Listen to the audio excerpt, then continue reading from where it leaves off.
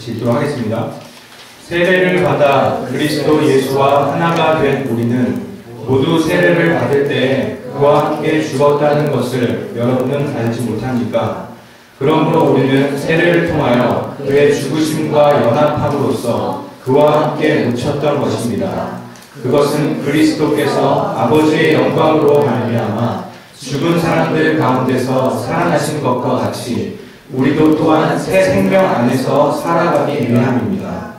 우리가 그의 죽으심과 같은 죽음을 죽어서 그와 연합하는 사람이 되었으면 우리는 부활에 있어서도 또한 그와 연합하는 사람이 될 것입니다. 아멘. 지난주 평일 수요일이었던 것 같습니다. 제가 제 둘째를 데리고 갤러리아에 갔어요. 짜장면을 먹고 싶다 그래서 짜장면을 사주러 갤러리아 푸드코트에 갔습니다. 짜장면을 주문하고 기다리고 있는데 나이가 많으신 한국분, 여자분 한 분, 제가 봤을 때는 한 할머니, 할아버지셨던 것 같아요. 이렇게 저한테 오시더니 당원 모집을 하고 계시더라고요. 당원 한 파티 일렉션 할 때 그걸 하는데 이번에 한국인 2세분이 윌로우데일 쪽에서 이제 출마를 하시나 봐요. 얼마 전에 저희 교회도 오셨었어요. 그래서 그 대회 끝나고 인사하셨던 분인데 그분 파티에 들어오라고 이제 저한테 이제 와서 얘기를 하시더라고요. 그래서 저희 교회에 오셨던 거 지난번에 뵀습니다. 이렇게 저는 그 시민권자도 아니고 투표권도 없어서 이게 못할 것 같다고 얘기했더니 이거는 할 수 있다. 투표는 못해도 이거는 할 수 있으니까 막 저에게 계속 말씀을 하십니다. 한국인이 이번에 뽑혀야 돼. 이게 다 그러니까 제가 제 아들 데리고 있었으니까 이게 이 아들들에게 좋은 일이고 뭐가 중요한 일이고 뭐가 이게 얼마나 좋은 일인지 저한테 열심히 이렇게 막 설명을 하시더라고요. 다 듣고 나서 제가 괜찮다고 얘기를 했는데 너무 이렇게 쓸쓸하게 돌아가시는데 제가 어차피 저 투표도 안 하니까 알겠습니다. 제가 사인해드릴게요. 그래서 사인을 해드렸어요. 사인을 해드렸고 정말 그 할머니 할아버지가 너무 열심히 하셔서 제가 감동을 해서 사인을 해드렸습니다. 그랬더니 너무 감사하다고 저에게 계속 인사를 하시더라고요. 그래서 제가 정말 고생이 참 많으십니다. 제가 이렇게 말씀드렸더니 그분이 아주 큰 소리로 아닙니다 그러시더라고요. 아닙니다. 이건 해야죠. 누군가는 꼭 해야 될 일이 아닙니까? 이러는 거예요 저한테. 그러면서 이건 꼭 필요한 일입니다. 이렇게 말씀하고 가시더라고요. 나이가 굉장히 많으셨지만 열정이 있고 사명감에 아주 불타셨던 분들이었습니다. 제가 그분들 보면서 어떤 생각이 들었냐면 저희 다음 주일에 전도하러 나간다고 그랬잖아요. 근데 저도 갤러리아를 전도하러 나가거든요. 근데 저는 저분들처럼 전도하지 않았던 것 같다는 생각이 들고 전도에 대해서 이렇게 생각을 하게 되었던 것 같습니다. 모든 크리스천들에게 있어서 전도는 사명입니다. 여러분. 그렇죠? 전도는 옵션이 아닙니다. 맨데토리입니다. 예수님이 명령을 하셨습니다. 마태복음 28장 19절에서 20절 말씀을 보면 그러므로 너희는 가서 모든 민족을 제자로 삼아 아버지와 아들과 성령의 이름으로 세례를 베풀고 내가 너희에게 분부한 모든 것을 가르쳐 지키게 하라고 명령을 하셨습니다. 그런데 안타깝게도 많은 그리스도인들은 이 사명을 잘 지키지 못합니다. 아니 사실 굉장히 부담스러워합니다. 사실 오늘 저희가 나누게 될 이과 선하고 아름다운 하나님 그 챕터 2의 주제가 소망에 관련된 내용입니다. 나의 소망 그리고 우리의 이 공동체의 소망에 관련된 것입니다. 모든 그리스도인들은 소망을 가지고 있는데 사실 이 소망을 나누는 것이 바로 전도가 되는 것입니다. 그래서 이 책에는 전도의 두 가지 방법이 있다고 그렇게 얘기를 하고 있습니다. 많이 들어서 잘 아는 분도 계실 거라고 생각을 하는데 첫 번째 방법은 바로 나의 삶으로 전하는 전도, 삶의 전도. 그리고 두 번째 방법은 말로 하는 전도, 말로 하는 전도가 있다라고 이렇게 이야기를 합니다. 사람들이 전도가 어렵다, 전도가 참 힘들다 이렇게 말을 하지만 사실 이 두 가지 방법 중에서 바로 두 번째 방법, 말로 전하는 전도에 대해서 특별히 사람들이 어렵게 이렇게 생각을 하는 것 같습니다. 그런데 여기에 바로 우리가 전도가 어렵다라고 생각하는 것이 오해다라고 이렇게 얘기를 하더라고요. 그래서 여기에 우리가 오해하는 것을 몇 가지 거기서 좀 얘기를 하더라고요. 그래서 제가 그걸 좀 한번 나눠보도록 하겠습니다. 첫 번째로 한번 잘 들어보십시오. 저는 전도 같은 건 잘 못해요. 한번 해봤는데 말만 더듬다가 결국 말문이 막혀버렸습니다. 그래서 저는 전도는 못하겠어요. 네, 두 번째로는 저는 다른 사람들이 전도하는 걸 많이 봤는데 저는 창피해서 도저히 저는 그거 못하겠습니다. 이렇게 얘기하는 사람들이 있습니다. 그리고 또 세 번째로 제가 전도하다가 다른 사람을 기분 나쁘게 할까봐 제가 전도를 못하겠어요. 이렇게 이야기하는 사람이 있습니다. 그 다음에 또 네 번째로 내가 전도를 하면 사람들이 저보고 너는 위선자야, 너는 거짓말쟁이 라고 얘기할까봐 두려워요. 왜냐하면 저는 완벽한 크리스천이 아니거든요. 이렇게 얘기하면서 저는 전도 못합니다. 그 다음에 또 제가 만약에 믿음에 대해서 얘기하면 그 사람들이 저를 거부하게 될까봐 두려워요. 괜히 전도했다가 내 친구들 다 잃어버리면 어떡해요. 이런 마음을 갖고 있는 사람이 또 있습니다. 그 다음에 또 마지막으로 저는 신앙적인 교육을 잘 받지 못해서 다른 사람에게 제 신앙 얘기를 꺼낼 수가 없습니다. 저는 초신자거든요. 이렇게 이야기하는 사람들도 있고요. 제가 지금 읽어드린 건 이따가 셀에서 그대로 나누게 될 내용입니다. 여러분 공감이 좀 되세요? 굉장히 실제적인 고민입니다. 그런데 여러분 한번 잘 생각해 보십시오. 첫 번째 아까 얘기했던 거, 전도 잘 못해요. 뭐 부끄러워서 못해요. 그런데 전도뿐 아니라 처음 사람 만나가지고 대화를 나누는 일은 누구에게나 어렵습니다. 그렇지만 발전할 가능성이 있어요. 반복하면 더 나아질 겁니다.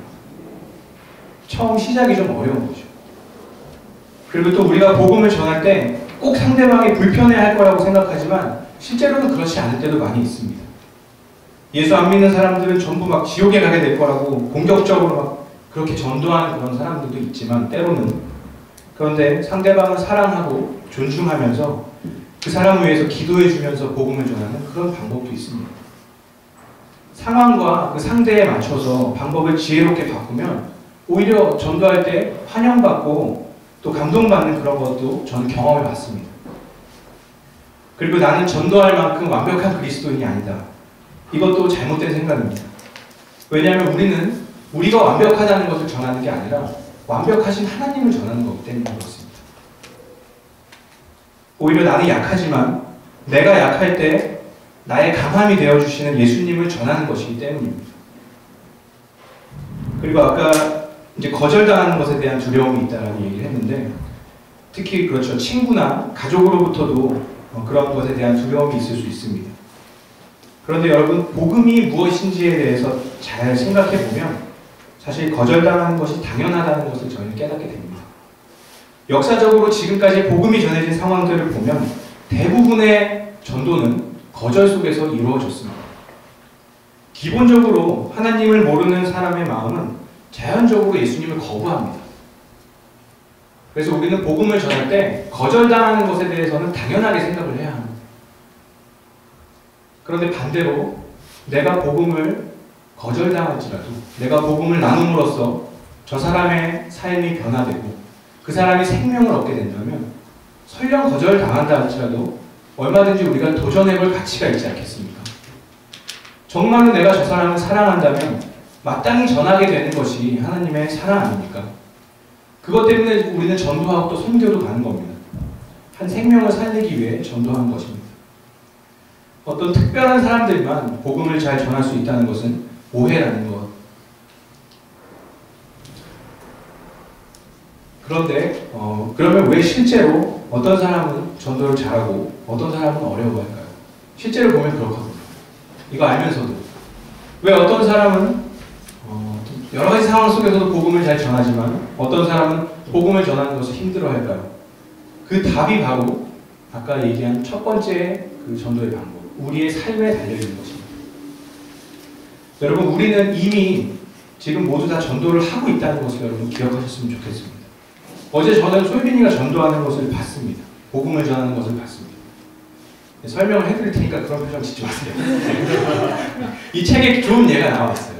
그 제임스 브라이언 스미스 목사님이 처음 예수를 믿게 되었을 때 이런 표현을 들은 적이 있다고 합니다. 어떤 사람들한테는 그 사람이 읽을 수 있는 유일한 성경책이 바로 당신이야. 이렇게 얘기를 했대요. 무슨 말씀인지 아시겠어요? 성경을 모르잖아요, 사람들이. 근데 나를 본다는 거죠. 내가 그 사람들한테 성경책이 된다는 거예요. 내 삶이. 예수님 알지 못하는 사람이 많이 있습니다, 이 세상에. 그리고 우리는 날마다 그 사람들을 만나면서 살아갑니다.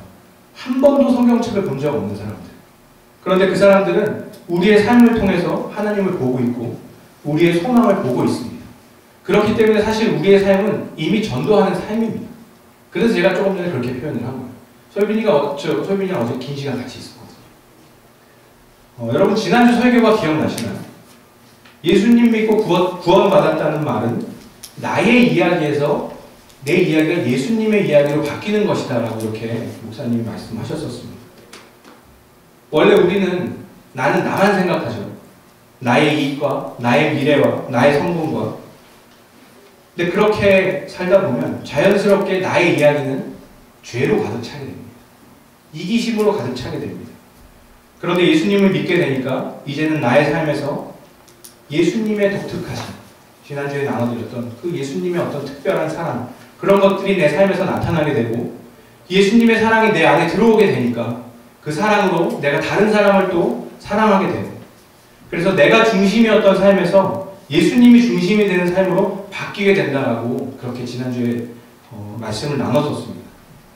그런데 그것이 바로 오늘 우리가 읽은 로마서 6장 5절에서부터 8절 말씀입니다. 나의 옛날 본성이 사라지고 예수님의 성품을 내가 갖게 되는 것을 바울은 뭐라고 표현하냐면 우리의 옛사람이 예수님과 함께 죽고 그리고 나는 예수님과 다시 함께 사는 것이라고 오늘 그렇게 말하고 있습니다. 그렇게 내 삶이 바뀌어가는 것을, 그 나의 이야기를 다른 사람들이 보게 될 때 그게 바로 우리 삶으로 전하는 그런 전도가 되는 것입니다. 그래서 그렇다면 우리의 삶이 어떻게 예수님의 삶으로 변하는지 성경에서 말하는 4가지 진리를 통해서 여러분들에게 좀 나눠보고 싶습니다. 오늘 조금 내용이 긴데 오늘 잘 들어보십시오. 첫 번째 진리는 죽음입니다. 지금 얘기했던 거, 죽음. 바울은 우리가 세례를 받을 때 우리가 예수님과 함께 죽었다고 이렇게 말하고 있습니다. 여기 세례 안 받으십니까? 없으시죠? 여러분은 다 세례 받을 때 예수님과 함께 죽으신 겁니다.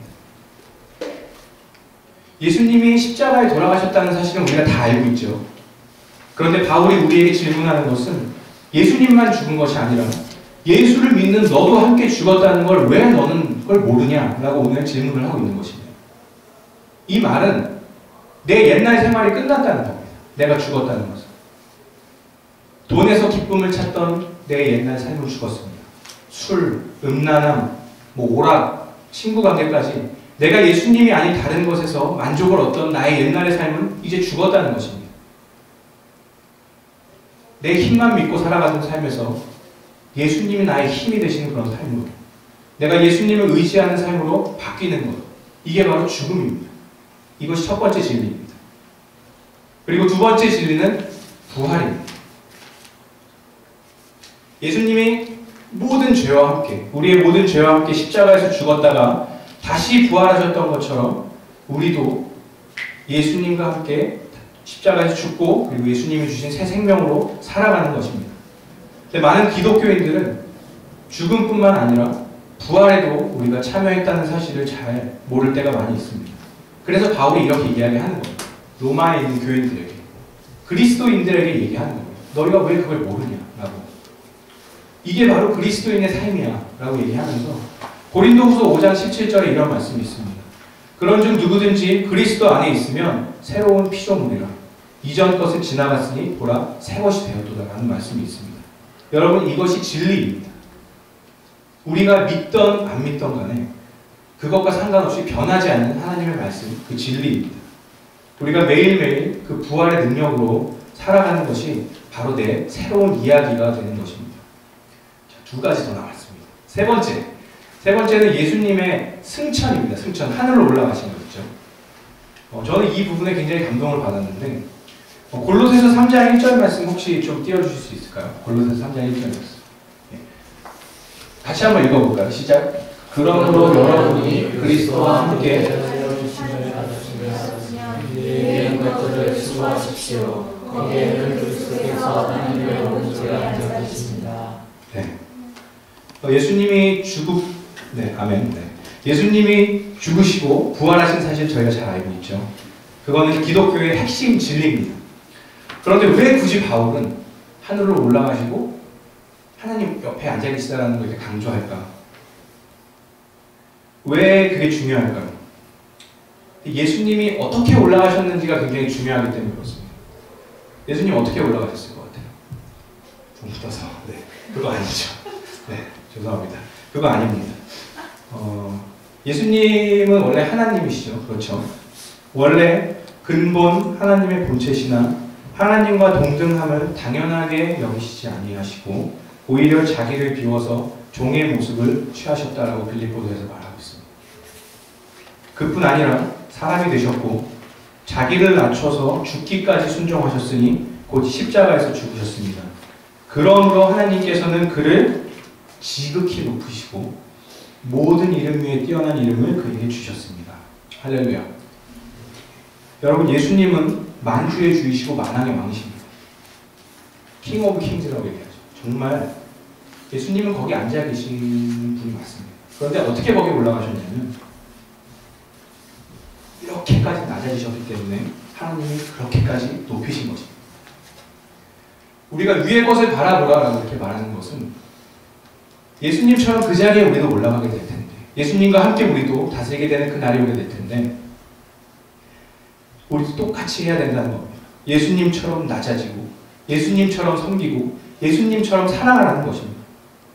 예수님이 어디에 앉아 계신지 보라는 말은 우리의 사명도 똑같으니까 그곳을 바라보면서 우리도 예수님처럼 낮은 곳에서 그 사람들을 섬기라는 것입니다. 그것을 빌립보서에서 이렇게 말합니다. 너희 안에 이 마음을 품으라. 곧 그리스도 예수의 마음.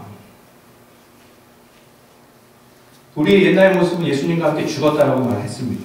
그리고 예수님과 함께 다시 살았습니다. 그럼 이제 앞으로 어떻게 살아야 되는데? 거기에 대한 답입니다. 예수님처럼 겸손하게 낮은 자리에서 서로 사랑하고 나보다 남을 낮게 여기는 것입니다. 그때 하나님이 우리를 높이실 것입니다.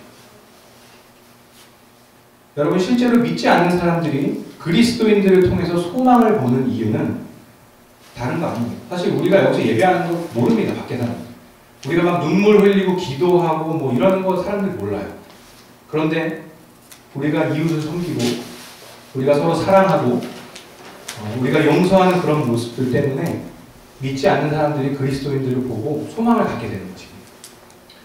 지난주 저희 훈련 과제가 둘렛 훈련이었죠. 네, 기억하시죠? 네. 붕어 같은 네. 둘렛 훈련. 뭐죠? 하나님과의 2시간을 일주일 동안 가지라는 거. 넷은 독특한 행동 4가지. 네. 예수님처럼 독특한 행동 4가지를 하라고 이렇게 하는 것이었는데, 그 독특함이 바로 가장 낮은 곳에서 죽기까지 우리를 섬기신 예수님처럼 우리가 이렇게 이웃을 섬기는 겁니다. 거기서부터 시작하면 좋을 것 같습니다. 뭐라고 할지 모르겠어요. 한국말은 잘 들리는 것 같아요. 아무리 조그맣게 얘기해도 제 귀에 이렇게 써서 잘 들립니다. 네. 제가 잘 말씀드리겠습니다.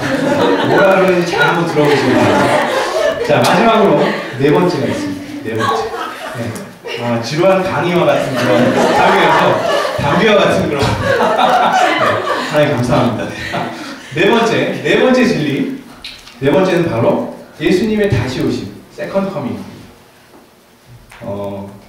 여러분, 예수님이 다시 오신다는 이 진리는 우리가 이 땅을 살아가면서 사실은 모든 것을 견딜 수 있게 해주는 약속입니다. 제가 지난주에도 한 청년하고 삶을 나눴는데 일터에서, 직장에서 굉장히 억울한 일을 당했더라고요.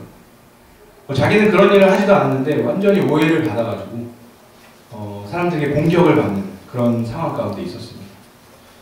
그래서 기도하는데 제가 막 가슴이 다 답답해지더라고요. 근데 여러분, 살다 보면 억울한 일 굉장히 많이 겪고 가슴이 찢어지는 것 같은 슬픔이나 고통도 겪게 됩니다. 그런데 그때 우리에게 소망이 되는 것이 바로 예수님이 다시 오신다는 그 약속입니다.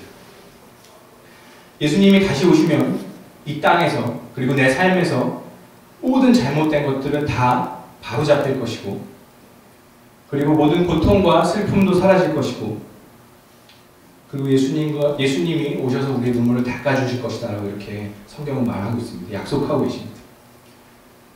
초대교회 성도들이 그 네로 황제의 핍박이 시작된 게 AD 64년경입니다. 그때부터 지하로 내려갔어요. 카타콤이라고 여러분 들어보셨죠? 지하교회, 지하 그 동굴로. 거기서 250년 가까이 있었다고 합니다. 한 세대를 30년으로 만약에 잡는다면 한 8세대 정도. 250년 가까이의 시간을 어떻게 그 사람들은 거기서 견딜 수 있었을까? 그 이유가 단 하나입니다. 예수님이 약속하셨거든요. 내가 속히 오겠다. 그래서 그분들이 거기에 뭐라고 화답했는지 아십니까? 아멘 주 예수여 어서 오시옵소서. 여러분이 잘 아는 것처럼 마라나타. 아멘 주 예수여 어서 오시옵소서. 이렇게 그분들은 고백하면서 250년이라는 시간을 그곳에서 보냈습니다. 여러분 혹시 그런 생각 가지고 계시지 않으십니까? 지금 2017년인데 왜 아직도 안 오시지? 너무 늦게 오시는 거 아닌가? 그런데 여러분, 예수님은 다시 오십니다. 이게 네 번째 진리. 그리고 모든 그리스도인들은 예수님과 함께 죽고 예수님과 함께 살면서 예수님이 하셨던 것처럼 하나님 사랑하고 이웃을 사랑하면서 예수님 다시 오시는 것을 기다리면서 사는 것입니다. 그렇게 우리가 만약에 살아가면 전도가 될까요? 안 될까요? 전도가 될 수밖에 없습니다. 지난주에 저희가 기독교 인구가 늘어가는 그 통계 찰트 봤죠? 보셨죠? 거기 보니까 엄청나게 빠른 속도로 크리스천들이 막 늘어갔습니다. 그런데 거기 그렇게 나와 있었어요. 어떻게 그렇게 될 수 있었을까? 그 당시 예수 믿으면 죽었는데, 죽임을 당하는 시대였는데 어떻게 예수 믿는 사람들이 그렇게 늘어났을까? 그 이유에 대해서 이렇게 말합니다. 그리스도인들의 삶이 너무나 매력적이어서 그것을 지켜본 다른 사람들도 그들처럼 되고 싶어 했다 라고 이렇게 말하고 있다. 아까 말씀드린 것처럼 이미 우리는 전도를 하고 있는 중입니다. 우리의 삶으로. 모든 그리스도인들은 좋던 싫던 지금 전도 중에 있습니다. 내 삶의 이야기를 다른 사람들에게 보여주면서 살고 있습니다. 그렇다면 이제 여러분에게 질문을 드리겠습니다. 지금 여러분의 이야기는 어떠신가요? 여러분은 지금 어떤 이야기를 보여주고 계십니까? 저는 말씀을 준비하면서 이런 생각이 들더라고요. 예수님과 함께 살아가는 나의 이야기. 내 이야기에서 예수님의 이야기로 바뀐다고 했는데 그 나의 이야기를 다른 말로 표현한다면 이것이 바로 나의 복음이라고 말할 수 있겠고. 그렇죠. 우리는 복음을 전하는 자입니다. 그런데 남의 복음을 전하는 것이 아니라 나의 복음을 전하는 것입니다. 남의 이야기로 전도하는 것이 아니고요. 예수님을 믿음으로써 변화된 나의 이야기로 복음을 전하는 것입니다. 조금 전에 제가 말씀드렸던 네 가지 진리는 어떤 개념이 아닙니다. 우리가 배워서 깨닫는 그런 지식이 아닙니다. 그것은 실제로 살아계신 예수님과 나와의 이야기인 것입니다. 그래서 계속 이야기라고 이렇게 표현하는 겁니다. 그것이 바로 나의 복음이 되는 것입니다. 여러분, 지금 여러분의 복음은 어떤 모습이십니까? 여러분의 복음은 지금도 진행 중이십니까? 아니면 멈춰 계십니까? 여러분과 예수님의 이야기는 지금 어떻게 흘러가고 계십니까? 여러분, 우리가 전도를 어려워하고 복음을 전하는 것을 힘들어하는 진짜 이유는 사실 내 안에서 예수님과의 이야기가 멈췄기 때문입니다. 내가 날마다 경험하는, 날마다 죽음을 경험하고 날마다 부활을 경험하고 천국을 바라보며 그리고 예수님의 다시 오심을 바라보며 살아가는 그 예수님의 이야기를, 내가 경험하는 예수님의 이야기를 전해야 하는데 나의 복음이 멈춰있다면 다른 사람들에게 이야기를 나눌 것이 없습니다. 예전에 한번 은혜 받았던 것만으로 살아갈 수는 없습니다. 예수님은 추억 속의 분이고 힘들 때 잠깐 생각나는 분으로 만약에 그렇게 우리가 여긴다면 우리는 복음을 전할 수 없을 뿐더러 우리에게 약속된 풍성한 삶을 살지도 못하게 될 것입니다. 지난주 교재에 나와 있는 한 단어가 제 마음에 굉장히 깊이 들어왔습니다.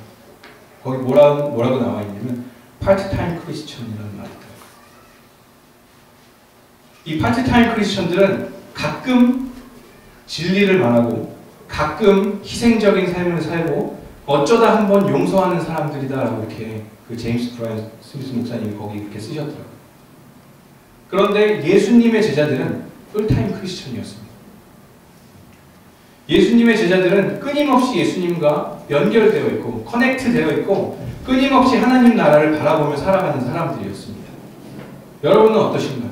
여러분 파트타임이십니까? 아니면 풀타임이십니까? 저희 다음 주에 전도 나간다고 하는데 혹시 파트타임으로 같이 가실 분 계십니까? 여러분, 저는 정말 여러분이 예수님과 같이 죽고 예수님과 함께 사는 그리스도인이 되시기를 축복합니다. 개념으로 우리가 알고 지식으로 예수님을 알고 크리스천 이래야 되니까 이렇게 착한 일 해야 되니까 그래도 남들 앞에서 이 정도는 내가 이런 행위는 해야 되니까 라고 생각하면서 율법적인 종교 생활이 되지 않기를 바랍니다. 예수 안 믿는 사람들도 저희보다 도덕적인 사람 많습니다. 저희보다 성숙한 사람들 굉장히 많습니다. 여러분. 배운 대로 노력하고 행하는 그런 종교인이 아니라 정말 우리에게 주신 이 진리, 정말 살아계신 예수님과 함께 살면서 그분과 날마다 교제하고 그분의 음성을 들으면서 기쁨으로 내가 이웃을 섬기고 나아가는 그런 여러분들이 되시기를 축복합니다. 그래서 둘레 훈련을 계속 권면하는 이유가 그래서 그렇습니다. 여러분, 균형이 중요하다고 계속 말하는데 때로는 하나님께 집중한다고 하고 하나님의 은혜를 사모하지만 그것을 밖으로 흘려보낼 때는 저희가 소홀할 때가 있습니다. 그런데 반대로 또 어떤 때는 내가 이렇게 교회 나와서 예배도 드리고 여러 가지 종교적인 행동을 하는 것 같지만 하나님과 갖는 시간은 없어서 개인적으로 하나님과 교제하는 시간은 없어서 메말라 버리는 경우도 있습니다. 그래서 이 둘레 훈련이 참 좋은 것 같습니다. 말씀을 통해서 하나님이 어떤 분이신지 알아가고 기도를 통해서 하나님의 음성도 듣고 그래서 그렇게 경험하는 하나님을 그 주님을 내가 내 삶 가운데에서 나눌 때 우리는 축복의 통로로 쓰임받고 더 큰 은혜를 경험하게 될 것입니다. 여러분에게 주신 하나님이 주신 그 소망을 기억하시면서 이번 한 주도 여러분의 삶으로 복음을 드러내는 나의 복음을 써내려가는 그런 저와 여러분이 되시기를 예수님의 이름으로 축복합니다.